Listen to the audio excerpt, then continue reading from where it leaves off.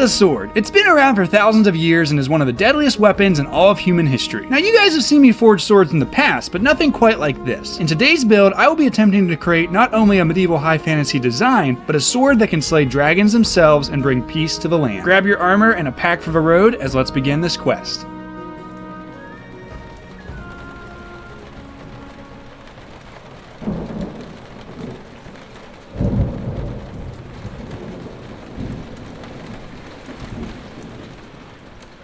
Now, contrary to prior project, the first step is not actually lighting the forge. I'm going to be taking a little bit different of an approach for this sword, and you'll see why later.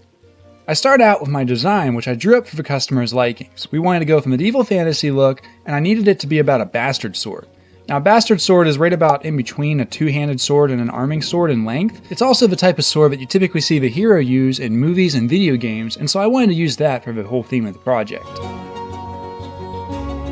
Now I mentioned I was going to be doing an alternative approach to this, and for that I'm going to be doing stock removal using a piece of 1075 flat stock. Typically I would forge a sword, especially of this length, but I really wanted to use stock removal, seeing how the design called for a really flat ricasso section. At the end of the day, I could have forged it, but I think I got a much better result doing stock removal versus putting a hammer to the steel, especially steel that's already flat like this. If you guys would be interested in seeing a whole video explaining why forging isn't as necessary anymore to modern tool steels, let me know down below. But just know there are some caveats to that, but in this case the steel is plenty ready for me to grind a sword shape into it. Speaking of grinding, I'm going to be doing most of my work here at the 2x72, and I'm basically going to make sure everything's nice and square before grinding in the profile shape.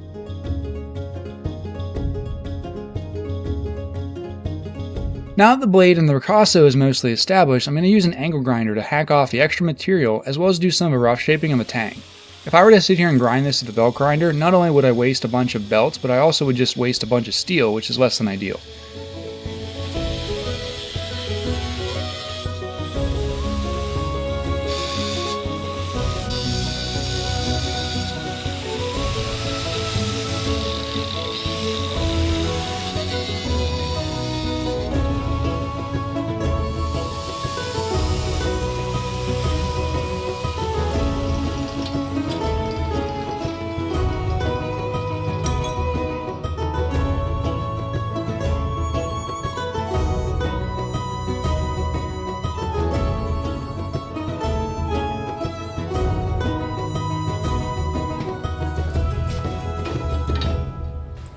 Alright, so the first thing I need to do is essentially just put a Sharpie line down the center edge here. That way I can take some calipers and mark my true center. That way I'm going to grind everything to that and keep things perfectly straight as I remove material. Now I've ground a lot of bevels on blades, and this is actually one of the harder ones that I've ever done, and the reason being is that typically my blades are forged, but one of the issues you do face with stock removal is there's usually a lot of stresses built up in it from the manufacturing process. This is obviously shown whenever I'm grinding it, as it actually takes on quite a significant warp. This is okay, and I'm not too worried about it as we're going to be heat treating it, but it's something to keep in mind that as you grind from one side, yes, it's going to warp a little bit, and that's nothing to get panicked over. Just whenever you grind the other side, it should come back to true.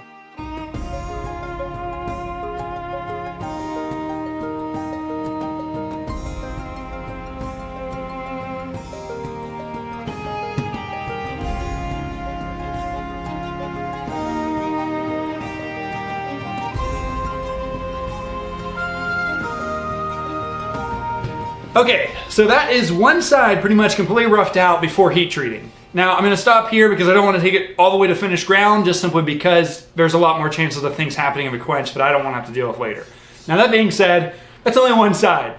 So we got a whole other side to do, and yeah, okay.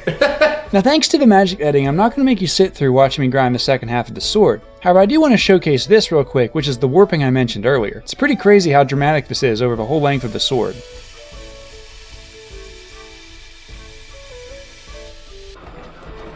Whenever it comes to heat treating the sword, the first issue that I faced was that I didn't have enough oil for the whole blade to actually be submerged down into it. To fix this, I went ahead and bought up another gallon of Parks 50, that way I could pour it in and make sure that I'm all topped off.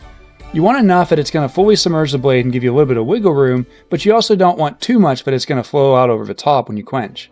Flaming hot oil is not the best situation to be in. I know from experience.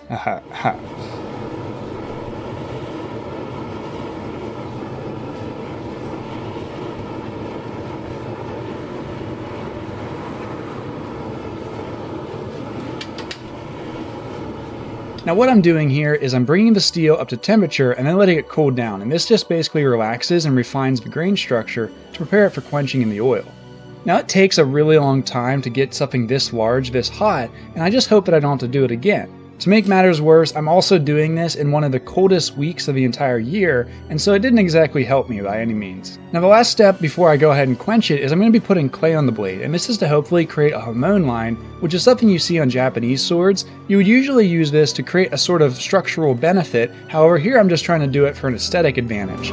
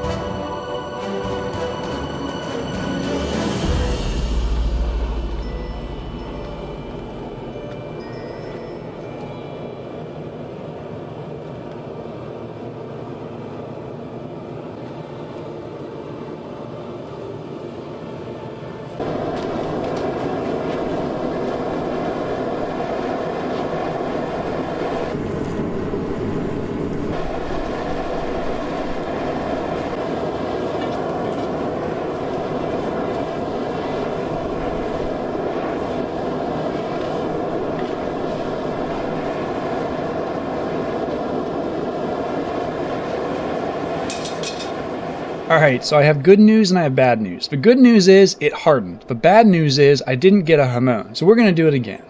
Let's just hope it's the last time.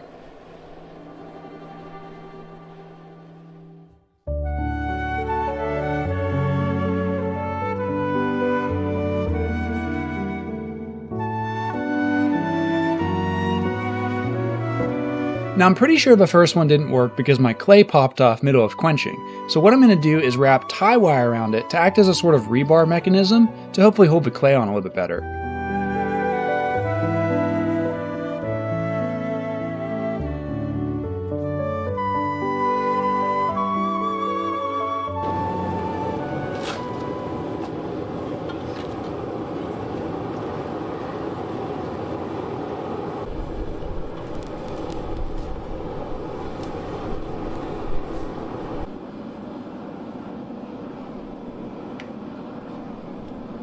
Yep, it didn't work, and so this time I'm going to go ahead and harden it all the way through. I had a conversation with a peer who told me that 1075, which is the steel we're using, has been known in the past to have high manganese.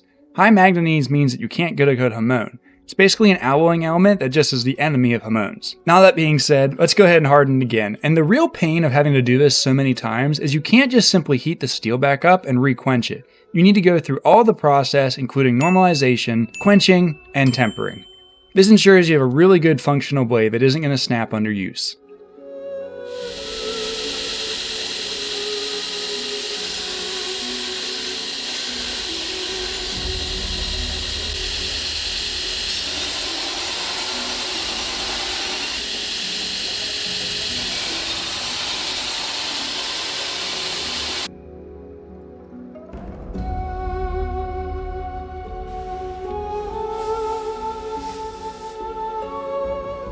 Now that the blade has been fully heat treated, we can move on to final polishing and grinding of the blade. Now I put in a distal taper on this in order to improve the functionality, but I didn't do a linear taper. What I mean is that it tapers from the base of the blade towards the tip, but there's a more dramatic taper about the last third of the blade. This was recommended to me again by a peer, and it actually helps to retain the stiffness of the blade while lightening things up where you can.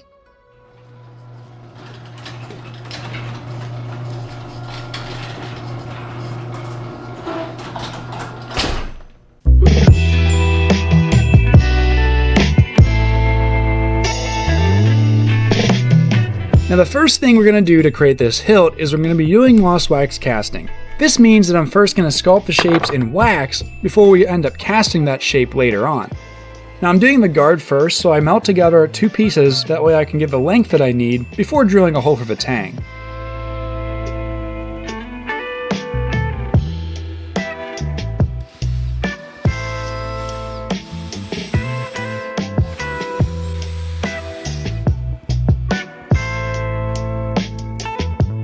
I'm then going to use some heat in order to hot fit it to the shoulders of the sword, similar to how you would do on a historical build. This first one didn't go so hot though.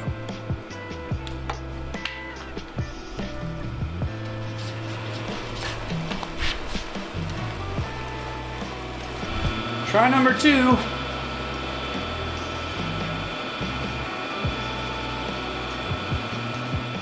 Now we can go ahead and sculpt the guard, and something I learned that's pretty funny is that if you use a really rough grit belt, it basically shreds the wax off in little pellets, so it just feels like you're getting pelted with like an airsoft or BB gun. So it was kind of fun, but also not so much. I think I was cleaning wax out of my hair for like 2 days after this.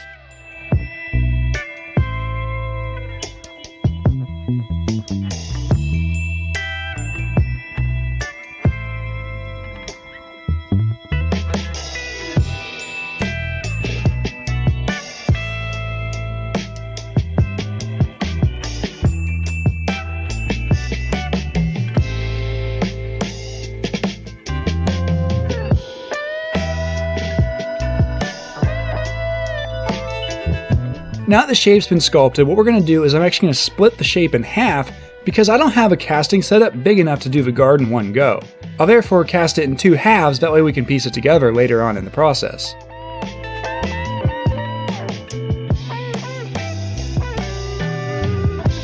Now this is called spruing, and essentially what I'm doing is creating a channel that metal then can flow when it's molten in order to reach the shape that we want. It's really important to have a properly sprued up item, or else you won't get metal where it needs to go, and you end up with an imperfect cast.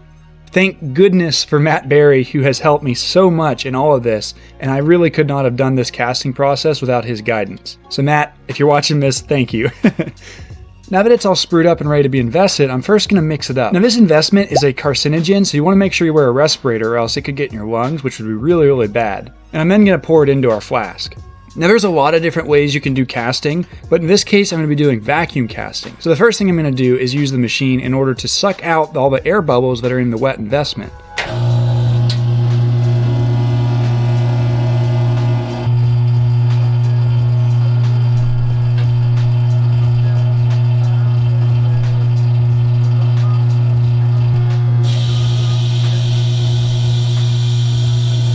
I'll then set the investment aside and let it cure overnight before we start the burnout process. Okay, so it is currently like in the single digits out here right now, but we have to do a burnout cycle for the casting. So what I'm going to do is fire up the kiln so we can place our flask in it and burn out the wax. So let's do that.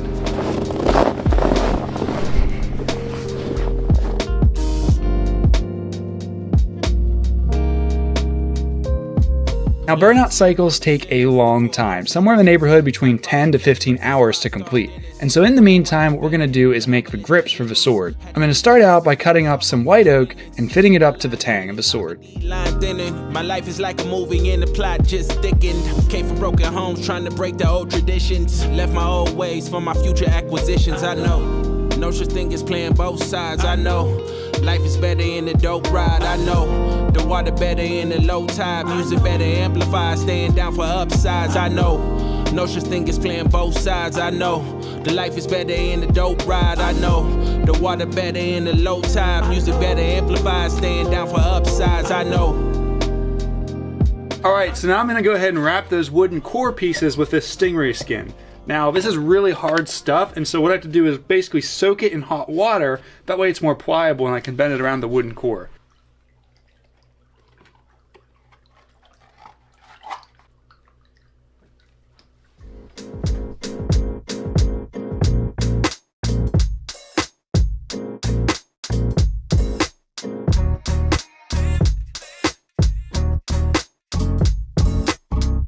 After I've wrapped it around the wooden core, I'm then going to let it dry before using some epoxy to hold it on.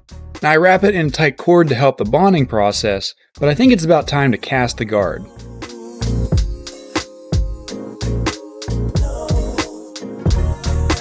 Now I'm going to be using the forge here to get my metal up to temperature, then I'm going to put it in the flask and turn on the vacuum before pouring in our molten metal.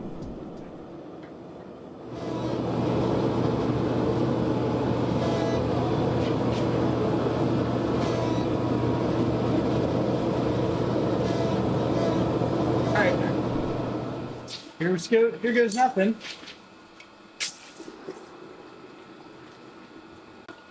In the water. Oh, it worked! It worked! Oh my god! Now after I did all that again and I soldered the two halves together, we had a finished guard. I then just repeated that process to make all of the other fittings for the sword, including the pommel as well as a couple ferrules for the handle. Alright, just like that.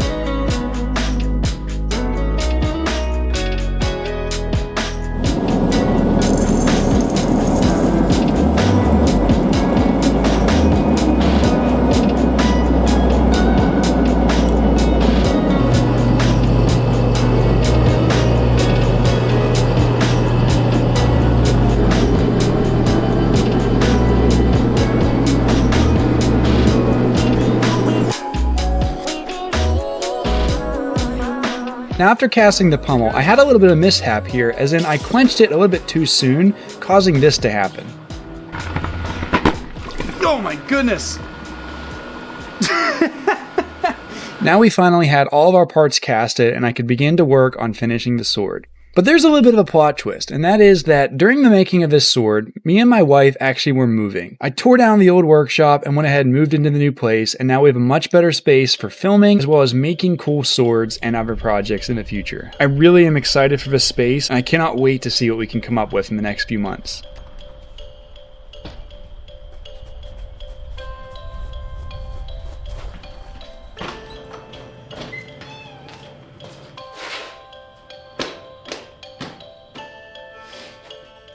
Now you might have noticed that after we casted the pommel, we had a bunch of issues with the surface. This is caused from shrinkage, and basically what this means is that I casted too thick of an object. Now that being said, in order to make this usable, I'm going to try to fill it in with some solder.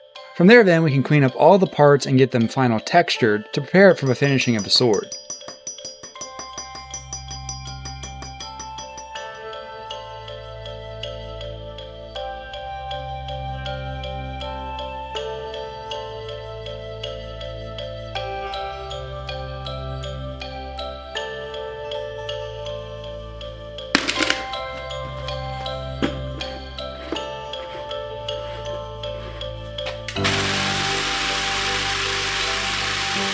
Alright, so now that the parts have this nice stonewash finish on them, I'm basically going to take now this polishing cloth or sunshine cloth and just hit the high spots, and that'll basically just brighten things up. It'll still be that stonewash texture, but it'll just give it a little bit more of a bronzy shine, as the stonewashing makes it sort of gray looking.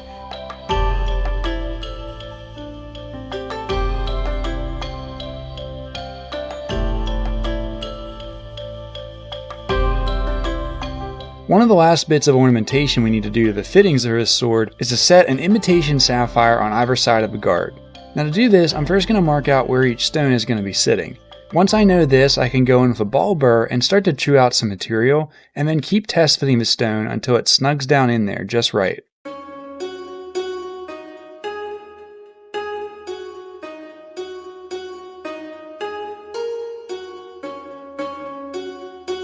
Once it fits, I can go through with a punch and basically just push material down over the edges of the stone, making sure not to crack it as I go.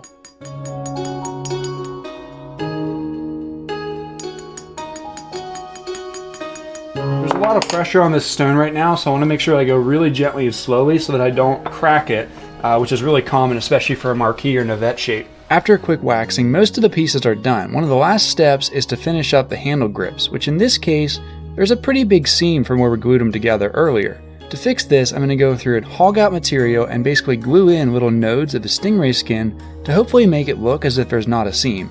This is easier said than done though, and ended up taking me an entire day just to do these two little grip portions, so it's pretty intensive.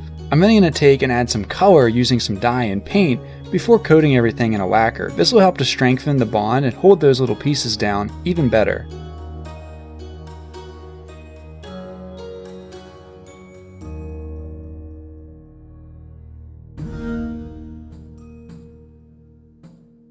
Ironically, as we near the end, this is where it gets really scary, as now there's a lot on the line and it's really easy to mess up here.